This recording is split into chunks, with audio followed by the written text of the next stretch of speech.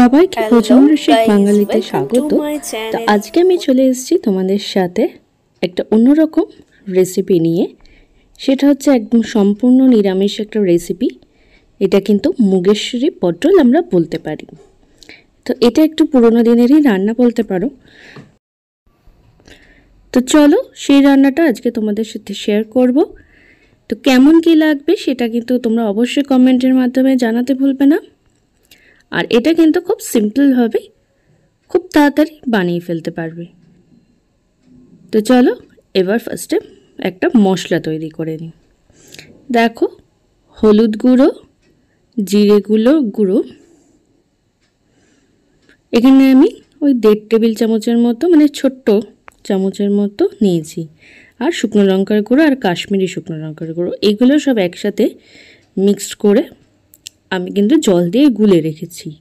তোমরা যদি কেউ বাটা মশলা ইউজ করো তাহলে কিন্তু সেটাও করতে পারো, কিন্তু এখন তাড়াতাড়ি রান্না করার দরকার মানুষের, কারণ এখন মানুষের হাতে বেশি সময় থাকে না। তো তাই জন্য গুঁড়ো মশলা অল্প একটু জলে ভিজিয়ে রাখলে সেটা কিন্তু পেস্টের মতো হয়ে যায়। তো দেখো এখানে আমি কড়াইয়ের মধ্যে 2 মুঠো ডাল নিয়ে নিয়েছি। এবার এটাকে একটু ড্রাই রোস্ট করে নেব। দেখবি ড্রাই রোস্ট করতে করতে যখন একটা হালকা গন্ধও বেরোবে আর এটা হালকা হালকা বুঝতে পারবে যখন একটু হালকা একটা কালার আসবে। তো দেখো ডালটা কিন্তু হয়ে গেছে ভাজা, আমি বাটিতে নামিয়ে নিয়েছি। এবার এটা একটু জল দিয়ে রেখে দেবো, খানিকক্ষণ পর এটা ধুয়ে কিন্তু জলটা ফেলে দেবো।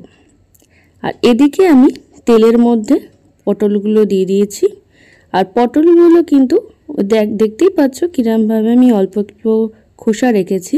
আর একটা সাইডে মাথার দিক থেকে 4 ভাগ করে কেটে নেবে, মানে চিড়ে নেবে। তো দেখো পটলগুলো ভাজা হয়ে গেছে। আমি কিন্তু অল্প অল্প করেই ভেজেছি, না হলে ভাজাটা ভালো মতো হয় না। তো বাকি পটলগুলো এবার ভেজে নিলাম। আর পটল ভাজলে কিন্তু তেলটা এরকম কালো হয়ে যায়, এটা নিয়ে কোনো সমস্যা নেই, তোমরা এই তেলেই করতে পারবে, এর জন্য তেল চেঞ্জ করার কোনো দরকার নেই। তো এবার আমরা শুকনো লঙ্কা, তেজপাতা আর গোটা গরম মশলা ফোড়ন দেবো, মানে এলাচ, লবঙ্গ আর দারচিনি। এবার এটা ফোড়ন দেওয়ার পর আমরা দেব হচ্ছে হিং, অল্প একটু হিং দিলাম। এটা একটু নাড়াচাড়া করে নিয়ে দেন এর মধ্যে আদা বাটাটা দিয়ে দেবো। মানে এখানে আমি কিন্তু আদাটা গ্রেট করে নিয়েছি, তোমরা চাইলে বাটা ইউজ করতে পারো। তো গ্রেট করা আদাটা দিয়ে দিলাম। এবার ওই যে মশলাটা তৈরি করে রেখেছিলাম বিভিন্ন গুঁড়ো মশলাগুলো, সেই মিক্সচারটা এবার কিন্তু আমি এর মধ্যে দিয়ে দেবো। তো এবার এটাকে ভালো করে কষিয়ে নিতে হবে যতক্ষণ না তেলটা সেপারেট হচ্ছে।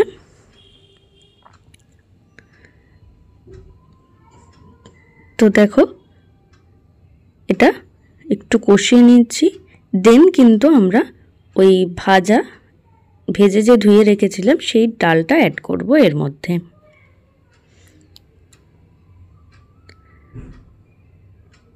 বুঝতেই পারছো এটা কষানো হয়ে গেছে।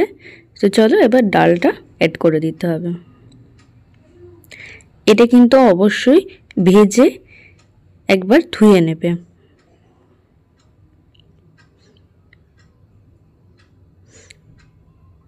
এবার এটাকে ভালো করে মিশিয়ে ডালটা এর সাথে কষিয়ে নিতে হবে।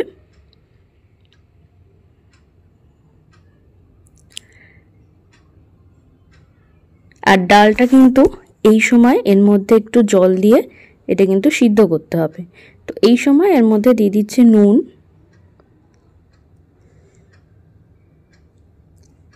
এবার দেখো এটা খুব ভালো করে মশলার সাথে কিন্তু মিশে গেছে আর তেলও ছেড়ে দিয়েছে। তো এবার এর মধ্যে একটু জল অ্যাড করব। জলটা অ্যাড করে এটাকে এবার কিন্তু হতে দেবো সিদ্ধ, যাতে ডালটা 80 থেকে 90% কিন্তু সিদ্ধ কিন্তু এটা হতে হবে। তো আমি একটা ঢাকনা দিয়ে দিচ্ছি যাতে তাড়াতাড়ি এটা সিদ্ধটা হয়ে যায়। তো দেখো ডালটা কিন্তু সিদ্ধ হয়ে গেছে। যখন দেখবে ডালগুলো সেপারেট হয়ে যাচ্ছে একটার থেকে আর একটা, তখনই বুঝতে পারবে ডালটা কিন্তু সিদ্ধ হয়ে গেছে। তো তাই জন্য এর মধ্যে পটলগুলো দিয়ে ভালো করে মিশিয়ে নিতে হবে, যাতে পটলের গায়ে ডালগুলো ভালোভাবে লেগে যায়। এবার দিয়ে দিয়েছি একটু চিনি, এটা একটু মিষ্টি হয়, তো তাই জন্য আমি একটু চিনি দিলাম বেশি করে। তোমরা যদি চিনিটা অ্যাভয়েড করতে চাও তাহলে একটু কম পরিমাণে চিনি দিতে পারো, কিন্তু এইসব রান্নাগুলোতে কিন্তু একটু চিনি দিলে ভালো লাগে স্বাদটা। তো এইবার এর মধ্যে দিয়ে দিচ্ছি দুধ। এইবার যে সিদ্ধটা হবে, মানে পটলও তো পুরোপুরি সিদ্ধ হয়নি, তো সেই জন্য কিন্তু সেই সিদ্ধটা এই দুধটাতে হয়ে যাবে। এইবার আমরা কিন্তু আর কোনো ঢাকনা দেব না, এইভাবেই হতে দেব।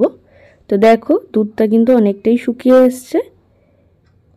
তো এবার এর মধ্যে ঘি আর গরম মশলা অ্যাড করতে হবে, তাহলেই কিন্তু আমাদের রান্নাটা একদম রেডি হয়ে যাবে। আর তোমরা যেরকম গ্রেভি রাখতে চাও সেই রকম অনুযায়ী কিন্তু এটা গ্রেভি রাখতে পারো।